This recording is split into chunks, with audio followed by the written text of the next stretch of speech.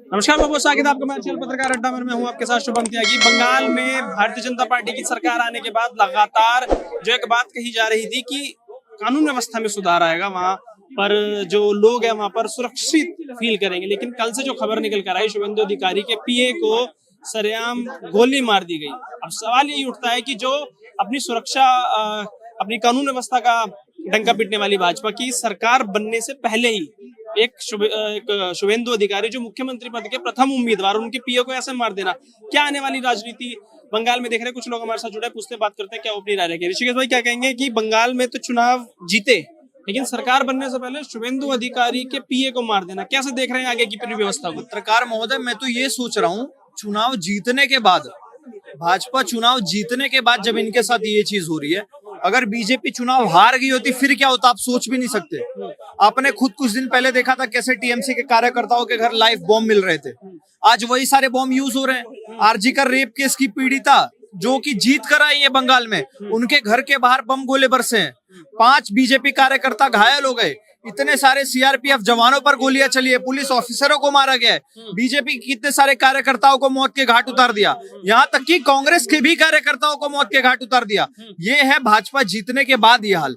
अगर बंगाल में सोचिए, अगर टीएमसी जीत गई होती तो सारे, मुझे लगता है बीजेपी और कांग्रेस के कार्यकर्ता एक लाइन से मार दिए गए होते। तो भैया, मैं बंगाल की जनता को कहना चाहूंगा, मैं शुभेंदु अधिकारी अगर सीएम बन रहे हैं तो उनको कहना चाहूंगा, और जो गृह मंत्री और प्रधानमंत्री है उनसे कहना चाहूंगा, भैया अब ये बहुत हो गया, सबका साथ सबका विकास।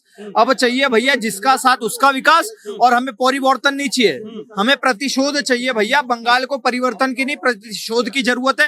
हिंदुओं को खुला छोड़ो, और जितने भी ये जिहादी तत्व है ना, जो हमें मार रहे हैं, हमें काट रहे हैं, उनको सेम वही चीज दिखाने की जरूरत है कि भैया की कर्मा लौटकर वापस आता है। अगर तुम कर सकते हो तो हम भी कर सकते हैं, बशर्ते बात यह है कि हम करना नहीं चाहते। तो भैया, हिंदुओं को, हमारे भारत की सेना जो वहां पर है, सीआरपीएफ जवान, उनको फ्री हैंड मिले, पुलिस वालों को फ्री हैंड मिले, कि भैया जैसे उत्तर प्रदेश में ऑपरेशन लंगड़ा चलता है वैसे ही बंगाल में भी चलना चाहिए। लेकिन इसके पीछे की वजह क्या नजर आती है? क्योंकि लगातार उत्तर प्रदेश मॉडल का हवाला दिया जाता है कि कैसे एनकाउंटर हो जाता है, कैसे यमराज मिल जाता है। इसके पीछे की वजह क्या नजर आती है? 15 साल राज करने वाली टीएमसी और शुभेंदु अधिकारी जो मुख्यमंत्री बनने के प्रथम उम्मीदवार वहां के, जिन्होंने ममता बनर्जी को हराया, लगातार पहले नंदीग्राम में रहा, इस बार भी हराया। तो क्या इसके पीछे कोई साजिश या टीएमसी का हाथ नजर आ रहा है? पत्रकार महोदय, ये मुमताज उर्फ ममता की सुगबुगाहट है। उनको समझ में नहीं आ रहा कि मैं कैसे बंगाल चुनाव हार गई। ये उनके ओवर कॉन्फिडेंस का नतीजा है। बंगाल चुनाव हार गई, और शुभेंदु अधिकारी को क्यों नहीं ये लोग टारगेट करेंगे? शुभेंदु अधिकारी एकमात्र भाजपा के नेता है जो खुल के बोल रहे हैं, भैया हमें सबका साथ सबका विकास नहीं चाहिए, हमें हिंदुओं का साथ और हिंदुओं का विकास चाहिए। उन्होंने खुल के बोला कि हमें मुसलमानों ने वोट नहीं दिया, हम उनके लिए काम नहीं करेंगे, हम हिंदू के थे और हिंदू हमारे हैं। तो जो हिंदुत्व की बात करेगा उसके ऊपर तो घात लगाकर बैठेंगे। क्या कहेंगे सर, ये बंगाल में भाजपा की सरकार बनते ही शुभेंदु अधिकारी के पीए को मार दिया गया, गोली। 4 आदमी मारे गए भैया। शुभेंदु अधिकारी कर रहे वहां तो 4 आदमी मारे गए, और 2 वहां पे उजाड़े भी गए, टीएमसी का दफ्तर भी फूंका गया। बहुत सारी हुई ना, अभी तो हो ही रही है ना। बताओ, वहां पे भाजपा अपनी कानून व्यवस्था का डंका पीटती है, क्या हो रहा है फिर ये बंगाल में? कौन सा कानून व्यवस्था का डंका पीटते लोग कह रहे हैं एनकाउंटर होना चाहिए उन लोगों का। कौन बोला है? लोग बोल रहे हैं, भाजपा के बड़े बड़े नेता बोल रहे हैं। तो कर देना, कराए, करना चाहिए, इनकी हिम्मत होनी चाहिए ना करने के लिए। अच्छा, और इनकी हिम्मत होनी चाहिए। हाँ, हिम्मत नहीं है ना? क्यों? उत्तर प्रदेश में तो खूब होता है। वही योगी बाबा खूब कहते हैं कि चौराहे पे मिलेगा भैया बदमाशों को यमराज। तुम यार लॉजिक सवाल पूछो, 27 लाख लोगों को क्यों वोट डालने नहीं दिया गया? 27 लाख, हाँ, उनको डालने देना चाहिए था ना वोट। हार जीत तो अलग की बात है, कोई भी हारता, कोई भी जीतता। जैसे अखिलेश यादव कह रहे हैं कि लोकतंत्र की हत्या हुई है। लोकतंत्र की हत्या तो है, और क्या है, क्या नहीं है बताओ आप?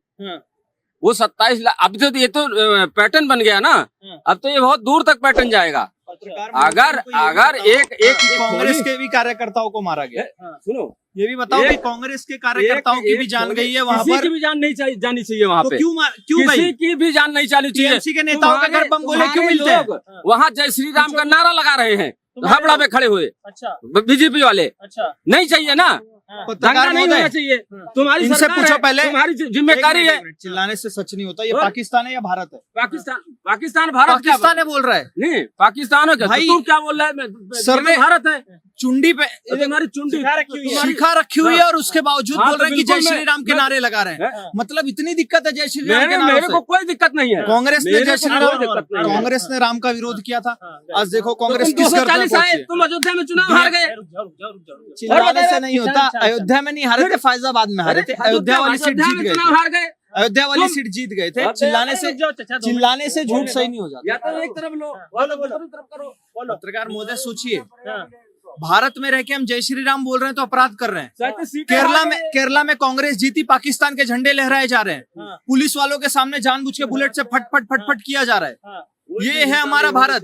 तमिलनाडु में डीएम की सरकार ने राम का विरोध किया, डीएम के खत्म हो गई। ममता बनर्जी ने दुर्गा माता को जेल में डलवा दिया था, ममता बनर्जी की हालत आज देख लो।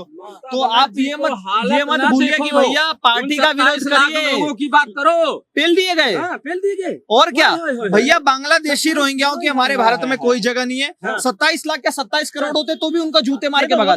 वो वही बात कह रहे थे जो अखिलेश यादव कह रहे हैं। कोलकाता गए हुए हैं, कह रहे हैं कि भैया सबसे ज्यादा लोकतंत्र की हत्या तो बंगाल में हुई। ममता दीदी को हरा नहीं सकते थे, आपने 90 लाख वोट SIR के माध्यम से काट दे। वो क्या 27 लाख लोगों को आपने वोट नहीं डालने दिया। पत्रकार महोदय दोबारा से कह रहा हूँ, हाँ। अगर इलीगल वोटर बांग्लादेशी जिहादी 27 लाख नहीं 27 करोड़ होंगे तो उन 27 करोड़ों के भी वोट काटेंगे और उन सबको जूते मार के भारत से बाहर भगाएंगे। मैं भाजपा सरकार को क्लियरली बोलना चाहता हूँ, 5 राज्य हमारे हैं जो बांग्लादेश से बॉर्डर शेयर करते हैं। मिजोरम हो गया, मेघालय हो गया, आसाम, त्रिपुरा और पश्चिम बंगाल। आसाम में और पश्चिम बंगाल में भाजपा जीत गई, त्रिपुरा में भाजपा की सरकार है, और जो 2 बचे मिजोरम और मेघालय वहां पर भाजपा के अलाई की सरकार है। तो अब तुम्हारे पास 5 स्टेट है। हमारे लिए तुम हॉस्पिटल बाद में बनाओगे, स्कूल बाद में बनाओगे, सब चलेगा। में सबसे पहले हमें इन बांग्लादेशी रोहिंग्याओं से आजादी दिलाओ। इन सबको सालों को जूते मार मार कर हमारे भारत से बाहर भगाओ। हमने आपको इसीलिए चुना है ताकि हमारे बंगाल की, हमारे आसाम की और हमारे सारे भारत की बहन बेटियां सुरक्षित रहें इन जिहादियों से। और आपका काम भी वही होना चाहिए। लेकिन ये बताइए ना, अभिषेक बनर्जी ने तो खुलेआम कहा था कि 4 तारीख के बाद 12 बजे के बाद अमित शाह नजर आ जाए बंगाल में, और यही हुआ। शुभेंदु अधिकारी के पीए के अगले दिन ही, मतलब 1-2 दिन बाद इन्होंने उनको मार दिया। तो भाजपा को तो कहीं ना कहीं शुरू से ही काम करना चाहिए ना, जब माहौल इतना खराब है बंगाल का। पत्रकार महोदय शपथ तो ले लेने दो। एक बार शुभेंदु अधिकारी ने शपथ ले लिया ना, उसके बाद ये जितने भी अभिषेक बनर्जी नजर आ रहे हैं आपको कहीं पर भी, एक जहांगीर खान नाम का था, जहांगीर तो वैसे ही पेला गया, और जहांगीर खान था वो भी गायब है। कुछ दिन पहले वो पाल सर को धमकी दे रहा था कि आप आओ, आपको घसीट कर लेकर आएंगे। कहाँ रहेगा भाई?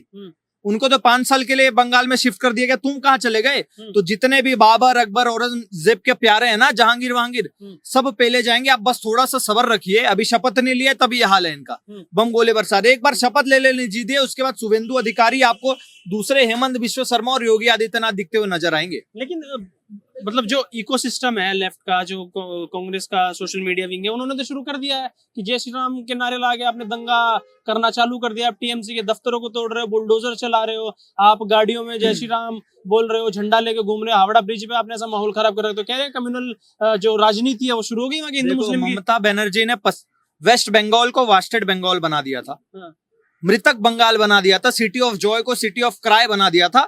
और अब इस चीज को बदलने में थोड़ा सा समय लगेगा, क्योंकि कैंसर को ठीक करने के लिए पहले कीमोथेरेपी देने पड़ती है, ऑपरेशन करवाना पड़ता है, इलाज करवाना पड़ता है, तब जाके ठीक होता है। तो अब कैंसर का ट्रीटमेंट भारतीय जनता पार्टी बहुत जल्दी शुरू करने वाली है। और मैं जितने भी बांग्लादेशी जिहादी पल रहे हैं उनको कहना चाहूंगा, अगर आप सुरक्षित रहना चाहते हो तो अभी का भी बोरिया बिस्तरा लेके भाग जाओ बांग्लादेश, क्योंकि एक बार शपथ ग्रहण के बाद आपको मुतने तक की फुर्सत नहीं मिलेगी, सब वहीं पकड़ के मारे जाओगे। लेकिन भाई शुभेंदु अधिकारी को अगर मुख्यमंत्री पद का प्रथम उम्मीदवार बता रहे हैं, तो उन्होंने तो भाई दे दी स्टेटमेंट कि मैं तो हिंदुओं के लिए काम करूंगा वहां के। तो ये हिंदू मुसलमान का आरोप तो फिर लगता ही रहेगा भाजपा पे। अच्छी बात है भाई, लगना चाहिए हिंदू मुसलमान का, क्यों ना लगे। तुम एक तरफा मुसलमानों के लिए काम कर रहे हो, तुम दुर्गा माता को जेल में बंद करवा रहे हो, तुम एक तरफ हज के लिए सब्सिडी दे रहे हो, ईद वगैरह हो रही है तो तुम सारी दुकानें खोल रहे हो, और अगर दुर्गा पंडाल चल रहे हो तो तुम रिस्ट्रिक्शन लगा रहे हो। तो कब तक ये चलेगा? हिंदुओं ने दिखा दिया भैया कि हर जगह हम जाति पाति में नहीं बटने वाले। बंगाल में एक हुए, क्या हुआ? ममता बनर्जी जैसे काले काल को इन्होंने खत्म कर दिया चुटकी बजाते हुए। आपने 2016 में देखा होगा क्या वायलेंस हुआ था, 2022 में आपने देखा हुआ वायलेंस हुआ था। अब देखा बंगाल में आपने कहीं पर भी सुना कि बम फूट गया, गोले फूट गए, कहीं पर भी सुना चुनाव दौरान?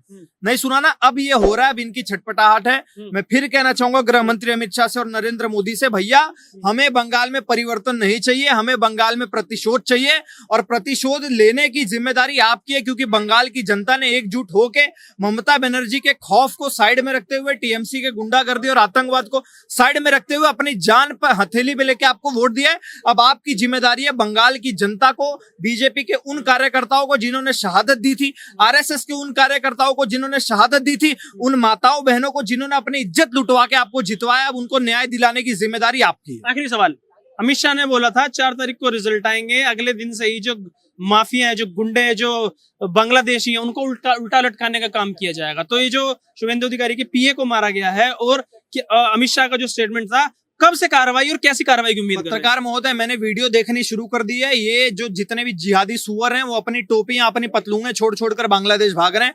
बांग्लादेश की सरकार चिंतित हो गई है भैया कि अब इतने सारे जो इलीगल माइग्रेंट हमारे बांग्लादेश में आएंगे, हम उनको रखेंगे कहां? तो एक तरफ बंगाल के रोहिंग्या परेशान है, दूसरे तरफ बांग्लादेश परेशान है, और तीसरी तरफ टीएमसी परेशान है। इसलिए जहांगीर खान हो गया, उसके बाद अभिषेक बनर्जी, ये सब लोग गायब हो गए, अब आपको नजर नहीं आ रहे होंगे। ममता बनर्जी 4 तारीख के बाद अभी तक एक भी बार नजर नहीं आई है। तो इससे पता चलता है भैया कि जो भगवा मय था होने का, हमने सपना देखा था, वो सपना पूरा होने का काम शुरू हो चुका है। एक बार शपथ ले लेने दीजिए, उसके बाद जो टीएमसी है ना, तेरी माँ की डैश होएगा बहुत जल्दी। आपसे जानना चाहूंगा कि ये आजादी के पहली बार तो ऐसा हो रहा बंगाल में सरकार बन रही है, लेकिन कानून व्यवस्था का डंका पीटने वाली भाजपा, उनके एक बड़े नेता शुभेंदु अधिकारी की पीए को मार देना, कैसी कानून व्यवस्था छोड़ के जा रही है ममता बनर्जी बंगाल में? ममता बनर्जी कानून व्यवस्था होता तो छोड़ के जाती ना। ममता बनर्जी ने कानून व्यवस्था की तो ऐसी की तैसी कर रखी है। पूछे 15 साल में जितना कोहराम ममता बनर्जी ने लेडी सीएम होते हुए मचाया ना, इससे पहले कभी किसी ने नहीं मचाया। मतलब पूरी गुंडागर्दी, लड़कियों के साथ, मासूम बच्चियों के साथ जो दुष्कर्म हुए हैं बंगाल में, वो तो मतलब कानों को हाथ लगा दिए। तो कानून है ही नहीं, कानून व्यवस्था कुछ क्या छोड़ के गया। बीजेपी के लिए ये बहुत ही मुश्किल काम है इनको संभालना, और आई एम श्योर बीजेपी को भी अभी टाइम लगेगा। लेकिन मैं बीजेपी से यही रिक्वेस्ट करूंगी कि आप जल्दी से जल्दी लीजिए, अपनी सरकार फॉर्म कीजिए और जल्दी से जल्दी एक्शन लेना शुरू कीजिए, क्योंकि ये लोग बहुत ही दुष्ट आत्माएं हैं। लेकिन जिस तरीके से आरोप प्रत्यारोप का सिलसिला चालू हुआ, उधर अखिलेश यादव पहुंचे हैं बंगाल, वो कह रहे हैं कि लोकतंत्र की हत्या कर दी आपने, आप लोगों को वोट नहीं डालने दे रहे हो, 90 लाख आपने वोट काट दिए। उधर कांग्रेस ने कहा है कि जैसी सरकार बनी वैसी कम्युनल चीजें होने लगी, हिंदू मुसलमान, टीएमसी के दफ्तरों को तोड़ा जा रहा है। तो आरोप तो भाजपा भी लगा रहे हैं कि आपने जो नफरत भरी है, वो नफरत बंगाल में भी देखने को मिल रही है। ऐसा कुछ भी नहीं है। ये जो मौलाना अखिलेश जाके कह रहे हैं कि कम्युनल हो रहा है, कुछ हो रहा है, मौलाना अखिलेश क्या करते हैं यूपी में? वो यही तो करते हैं, हिंदू मुसलमान ही तो करते हैं। वो मुसलमानों को सारी फैसिलिटीज देते हैं, हिंदुओं के लिए क्या देते हैं? कुछ भी नहीं। बाबा जी का टल्लू कुछ भी नहीं देते। तो ये मौलाना अखिलेश की सोच है जो ये ऐसा बोल रहे हैं कि नहीं भाई यहाँ पे आपको वोट नहीं दिया गया। जहाँ आपने बोला कि 90 लाख वोट कटे हैं, देखो एसआईआर की जो प्रक्रिया है वो लीगल प्रक्रिया है। आइडियली हर इलेक्शन से पहले होनी चाहिए। जो भी मेजर हुए हैं उनके वोटर कार्ड बनने चाहिए, जो यहाँ से ट्रांसफर हो गए उनके कटने चाहिए, और जो जिनकी डेथ हो गई वो वोट भी कटने चाहिए, ताकि गलत वोटिंग ना हो सके। तो इसमें गलत क्या है? ये जो एसआईआर को कोस रहे हैं, ऐसा तो कुछ नहीं है। एसआईआर तो बिल्कुल सही प्रक्रिया और आइडियली होनी चाहिए। मैं आखिरी सवाल कर लेता हूँ कि जो महिला शक्ति, मतलब महिलाओं को 33% आरक्षण देने की बात की थी और विपक्ष ने उसको पूरा विरोध किया था, तो क्या लग रहा है कि बंगाल में यही इनके अगेंस्ट चला गया कि महिलाओं ने टीएमसी पे, कांग्रेस पे ना भरोसा करके भाजपा पे भरोसा किया? देखो बंगाल में जो हुआ है ना, वो एक तो ये कारण था, ये पर बहुत ही लास्ट का कारण है। इससे पहले जो कारण है, बंगाल में जो इन्होंने महिलाओं पे इतना अत्याचार किया है, जो रेप हुए हैं, जो उनके मर्डर्स हुए हैं। पिछले साल देखो मुर्शिदाबाद में छोटी सी 6 महीने की बच्ची को आग के हवाले कर दिया। छोटी छोटी बच्चों के साथ रेप हो रहा है। ऊपर से ममता बनर्जी का ये स्टेटमेंट कि रात को 7 बजे के बाद लड़कियां घर से बाहर क्यों निकलती है। इस तरह के स्टेटमेंट की वजह से पूरी इंडस्ट्रीज खत्म करना, गुंडागर्दी चलाना, ये जो बंगाल में बदलाव हुआ है, ये इनका कारण है। अगर आप इंडस्ट्री देते, लोगों को जॉब देते, कुछ काम देते, गुंडागर्दी पे कंट्रोल करते, तभी तो बिजनेस आएगा। कोई बिजनेसमैन क्यों आएगा? जब उसका बिजनेस सही से चल पाएगा तभी तो आएगा। आप पेट्रोल पंप चल रहे हैं, आप उनपे गुंडे आपके बैठ के अपना शासन चला रहे हैं, इसको दो, इसको नहीं दो। जिसकी आपने बहू बेटी अच्छी देखी, उसको रात को उठा के अपने घर पे बुला लिया। ऐसे ऐसे शासन नहीं चलता, ऐसे चलाओगे तो आपको ऐसा ही होगा।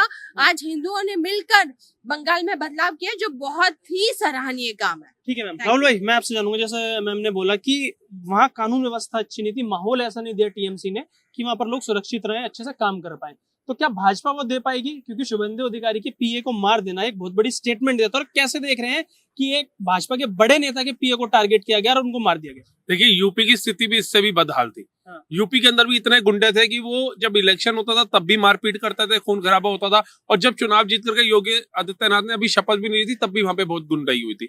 लेकिन उसके बाद से क्या बदलाव हुआ, वो पूरे भारत ने देखा, पूरे भारत के लिए एक मैसेज चला गया। आज बंगाल के अंदर भी वो गुंडे ये सोच रहे हैं कि टीएमसी की जो सीटें आ गई है 70-75, हम अभी भी अपना दबदबा बना लेंगे, हम अभी भी कुछ शासन को दबा लेंगे, प्रशासन को दबा लेंगे, अधिकारियों को दबा लेंगे। ऐसा नहीं चलेगा। ये जो हत्या कल करी गई है शुभेंदु अधिकारी के पीए की, ये व्यर्थ नहीं जाएगी। उनकी शहादत जो है उसको पूरे भारतवासी नमन करेंगे, क्योंकि वो शहादत ही कही जाएगी जो अपनी पार्टी के लिए, जैसे सेना हमारे देश के लिए लड़ती है, हमारे बॉर्डर पर लड़ती है तिरंगे के लिए, तो एक पार्टी का कार्यकर्ता लड़ता है अपनी पार्टी के लिए, दिन रात एक करता है। अगर उस कार्यकर्ता को इस तरीके से गुंडे द्वारा गोली मरवा दी जाएगी तो उनकी शहादत बिल्कुल भी विसफल नहीं जाएगी। ऐसो का एनकाउंटर होगा, क्योंकि अजय पाल शर्मा सबको पता चला जाना चाहिए 5 साल के लिए वहां नियुक्त कर दिए गए। 100 से ज्यादा एनकाउंटर कर चुके हैं, योगी आदित्यनाथ के सिंघम कहलाए जाते हैं, और अब कैसे धड़ाधड़ वहां पर फट्टे बजाए जाएंगे ऐसे गुंडे बदमाशों के ऊपर, वो पूरा भारत देखेगा। कैसे डूबता बंगाल उभरता बंगाल बनता है, ये भी पूरा भारत देखेगा। कैसी कार्रवाई की उम्मीद कर रहे हैं? क्योंकि लगातार बुलडोजर एक्शन की बात की जा रही है, भाजपा के कार्यकर्ता भी कह रहे हैं, भाजपा के कुछ नेता भी कह रहे हैं कि एनकाउंटर होना चाहिए, और इसके पीछे की वजह क्या नजर आ रही है? आखिर क्यों टीएमसी इतनी बौखला गई कि शुभेंदु अधिकारी की पीए को मार दिया गया? देखिए, जब ममता बनर्जी एक वो स्ट्रांग रूम में बैठी थी जाकर के, जब वो ईवीएम का इन्होंने एक ह्यूमर सेट किया था, तब यही व्यक्ति थे इनके पीए जो बिल्कुल ममता बनर्जी के सामने बैठे थे और चैलेंज कर रहे थे और आवाज उठा रहे थे उनकी तानाशाही के खिलाफ। तो कहीं ना कहीं उनके कार्यकर्ता को, उनके गुंडों को यही लगा कि ममता दीदी के आगे ये कैसे पनप सकता है, और उसी का एनकाउंटर, उसी का मतलब मर्डर कर दिया गया। तो ये तो अब संविधान की हत्या कर रहे हैं, और ममता बनर्जी कह रही है कि भैया मैं इस्तीफा नहीं दूंगी, तो आज किसी को संविधान की हत्या नहीं नजर आ रही क्या? जो केजरीवाल कह रहा है जज बदलो नहीं तो मैं पेश ही नहीं होऊंगा, क्योंकि जज हमारी सुन नहीं रहा है, जज दूसरी पार्टी का समर्थक लगता है, हम पेश ही नहीं होंगे, तो क्या आज संविधान की हत्या नजर नहीं आ रही लोगों को? तो ये संविधान की हत्या तभी क्यों नजर आती है जब नरेंद्र मोदी को अपने अपमानित करना होता है या शासन से हटाना होता है। तो नरेंद्र मोदी के खिलाफ षड्यंत्र रचने के लिए मुझे लगता है इन्होंने मीडिया जो चौथा स्तंभ था उसको भी बेच दिया, हाई कोर्ट को भी बेच दिया, सुप्रीम कोर्ट को बेच दिया, ईडी को बेच दिया, सीबीआई को भी बेच दिया, चुनाव आयोग को भी बेच दिया। इन्होंने तो लोकतंत्र पूरा खत्म कर दिया है इन लोगों ने। लेकिन भारत की जनता को आज अपने लोकतंत्र में विश्वास है, क्योंकि अगर लोकतंत्र खत्म होता तो मुझे लगता है 1.5 साल पुरानी पार्टी जो तमिलनाडु में बन के आई, एक एक्टर, एक कलाकार, वो 108 सीटें नहीं लेकर के जाता। ठीक है ना? अगर केरला के अंदर जहाँ लेफ्ट बीम थी, वहां पर कैसे राहुल गांधी इतनी सीटें जीत गए? अगर चुनाव आयोग बिका हुआ था। केरला, तमिलनाडु और केरला और अपना कर्नाटका और हिमाचल में कैसे सरकार बना गए? भगवंत मान की सरकार कैसे बन गई पंजाब में, जबकि 4 साहिबजादों के लिए तो बाल दिवस के रूप में मोदी जी इतना बड़ा वो आह्वान किया, करतारपुर कॉरिडोर खोला, हर चीज वहां सुविधा दी। उसके बाद मोदी जी की एक सीट नहीं है। अगर चुनाव आयोग बिकता तो मैं कहता हूँ 2-4 सीटें तो आती, शुरुआत तो होती। आप ये बता दीजिए, तमिलनाडु में तो 2-4 सीटें आ जाती, नहीं आई ना 1-2 के अलावा।